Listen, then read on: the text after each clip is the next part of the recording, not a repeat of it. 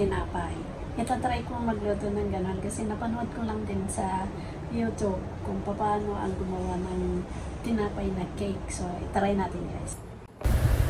Tara na guys, umpisahan na natin gawin yung cake na gawa ng bread. Sliced bread ito. So, ang ginawa ko nito kasi nung nakapanood ako sa YouTube, nakita ko, pwede pala ng ganito. So, makatry nga. Nawala din kaming oven, kaya gagawin ko din yung kahit walang oven ay pwede pala. So, itatry ko ng gawin.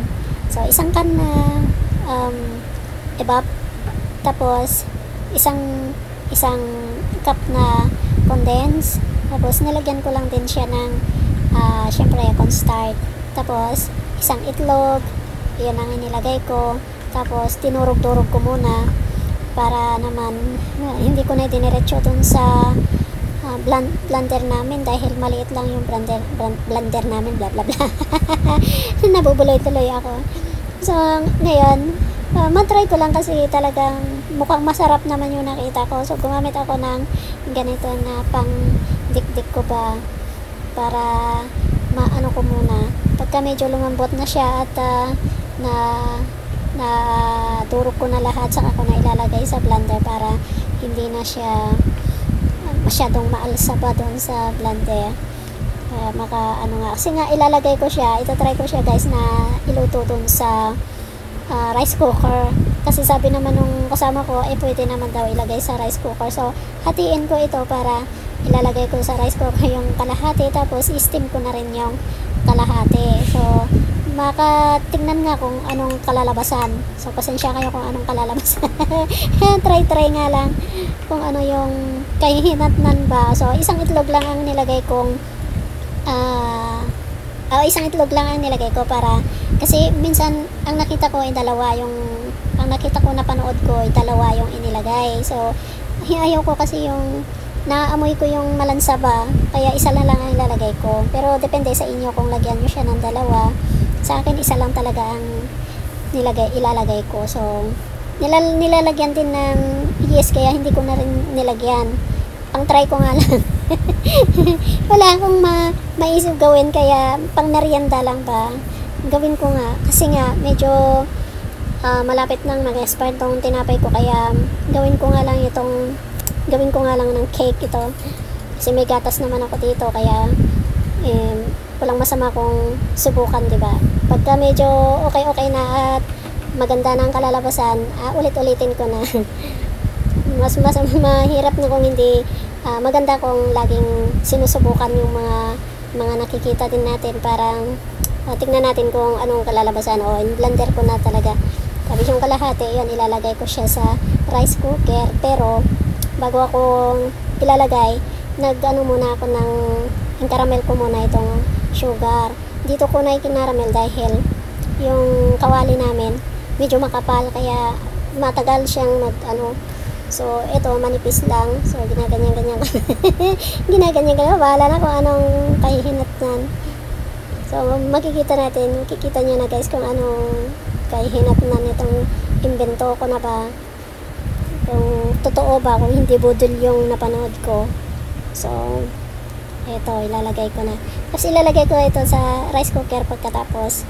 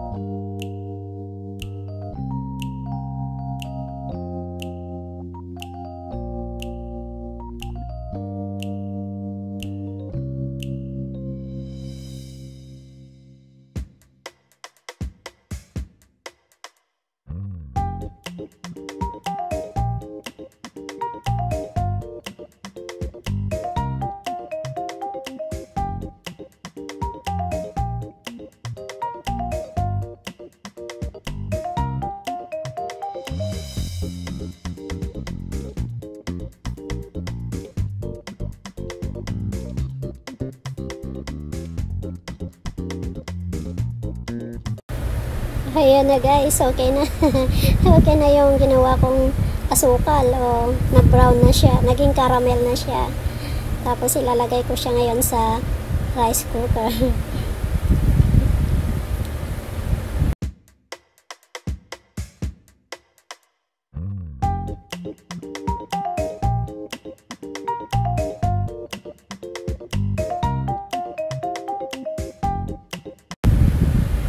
Ayan, nilalagay ko na guys.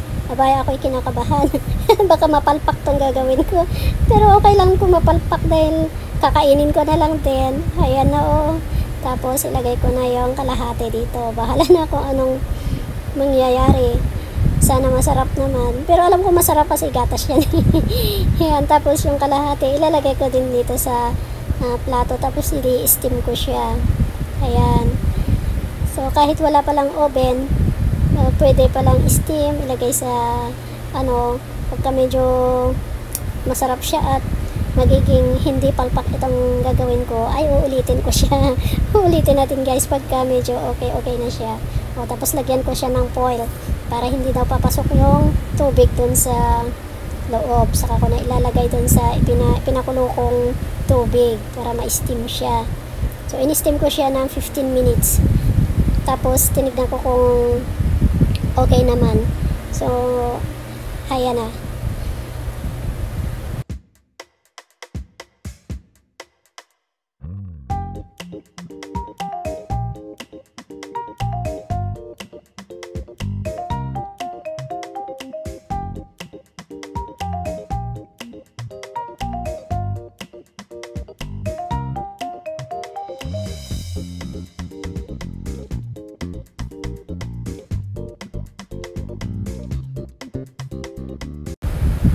Hala, ito na yung naluto oh. Ganyan. Bakit yata yung caramel niya ilumusot doon. Ay, kasi manipis itong hindi ko kasi kinapalan kaya medyo manipis yung cake kaya lumusot yung asukal niya. So tignan natin kung anong itsura. Ayan. Hala. Ako'y kinakabahan talaga. Ay, apo. Ayan. Muntik pa nahulog. Muntik pa nahulog kasi nalaglag. Muntik pa malaglag ka kung sana. O, ayan o. Ay, ang ganda. Ang ganda siya. O, diba? Ay, ang sarap talaga. Tinikman ko talaga siya. Ay, ang sarap. Subukan nyo guys. Pero medyo kapalan nyo. So, next time gagawa talaga ako ng medyo makapal siya. Kasi pwede naman pala. Masarap yung pagkaluto niya. Kaya, sa susunod na gagawin ko, medyo kapalan ko siya talaga para hindi yung marami kasi yung nailagay kong caramel kaya medyo lumusot dun sa dun sa ibabaw. O, diba guys? Hoy, ang sarap. Ang ganda. Ang sarap kaya. Subukan nyo guys.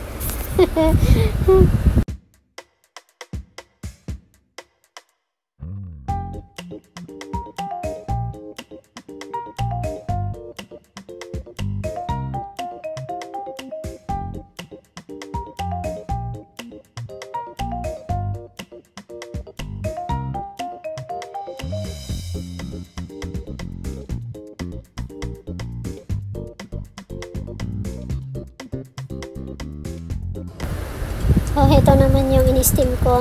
Titignan ko kung success yung pag-steam ko dito. Na kahit walang oven ay pwede din naman pala i-steam lang. So, hala, ang ganda. Kaya, ang ganda. Natutuwa ako guys sa kahinatnan. Oy, ang ganda, diba? Tapos, tutusukin ko muna kung okay siya. Pagka hindi na siya basa dun sa loob, okay na siya. So, in-steam ko siya guys ng 15 minutes. Ayan, pwede na siya. Hanguin ko na. Alisin ko na dito sa may kawali. Hanguin ko na. Ilagay ko na dun sa may Ayan. Ang ganda.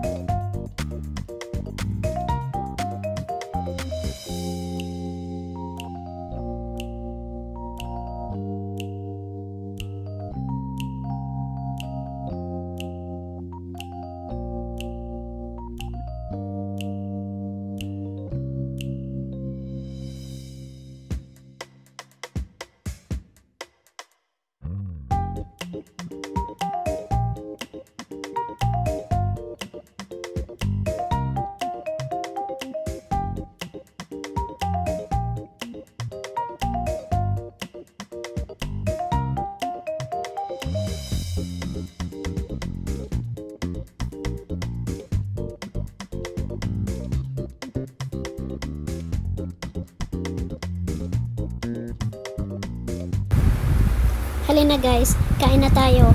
Ang sarap talaga. Tamang-tama yung tamis, hindi siya masyadong matamis. Masarap siya. At saka very soft yung pagkagawa. So subukan nyo, maganda talaga, as in. Kaya sa susunod gagawa ko at saka kakapalan ko siya yung medyo makapal ba para hindi naman pwede rin pala mas maganda yung i-steam na lang. At ito namang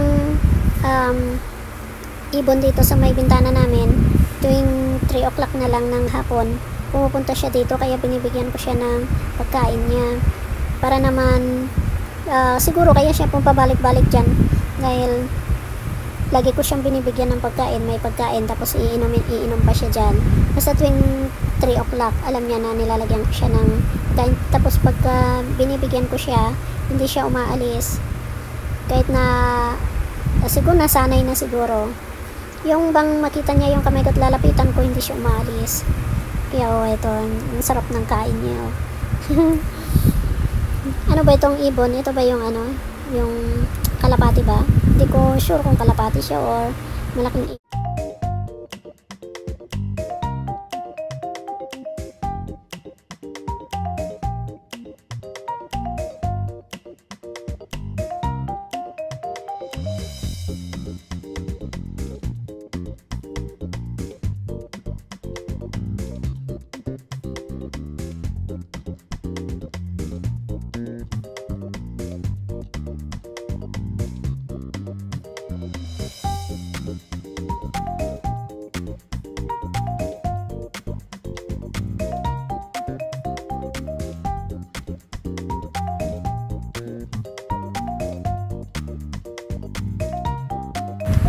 Hanggang dito na lang ang aking video guys. Maraming salamat sa inyong panonood.